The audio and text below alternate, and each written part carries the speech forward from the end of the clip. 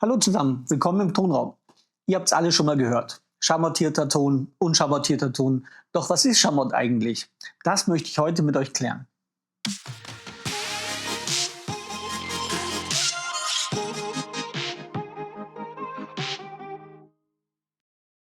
Schamott ist gebrannter, meist feuerfester Ton.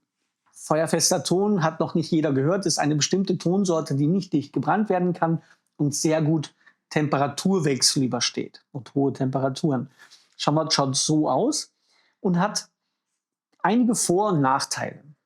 Die Vorteile von Schamott sind, wenn ich Schamott in meine Tonmasse mische oder eine Tonmasse mit Schamottanteil kaufe, schrumpft diese weniger.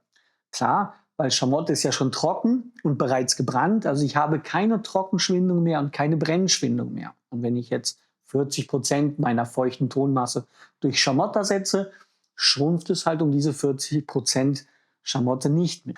Das hat wiederum den Vorteil, dass ich bei der Trocknung weniger schrumpfe und somit auch weniger Verzug habe vielleicht und weniger Gefahr, Trocknungsrisse zu erleiden. Also das wären die Vorteile von Schamott.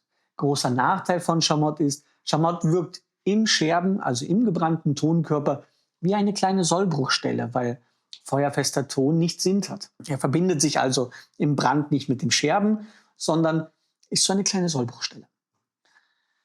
Das hat natürlich wieder den Nachteil, dass ich bei Sachen wie Gebrauchskeramik, die jeden Tag hergenommen werden, eher die Gefahr habe mit Abplatzen, Absplittern und Brechen. Deswegen würde ich für Gebrauchskeramik meistens einen unschamottierten Ton empfehlen. Ich kriege einfach einen robusteren, stabileren Scherben.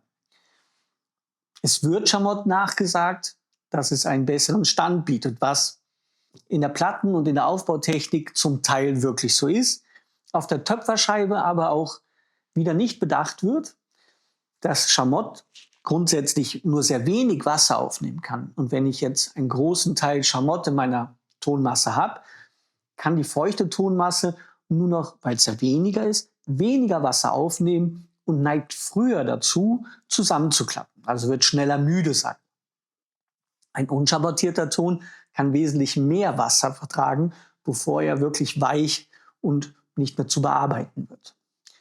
Also nicht immer auf alle Gerüchte hören, die so in der Gegend sind. Nochmal, um klarzustellen, schamottierte Massen super für Aufbautechnik, für Plattentechnik, unschammottierte oder leicht schamottierte Tone mit bis zu 25% Schamott, 0,0 bis 0,2 mm sind noch gut auf der Töpferscheibe zu verarbeiten.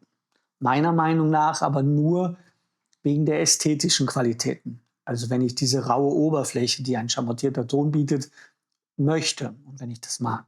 So viel über Schamott. Wenn ihr Fragen dazu habt, könnt ihr natürlich wie immer einen Kommentar hinterlassen. Wir schauen, dass wir euch so schnell wie möglich eine Antwort dalassen.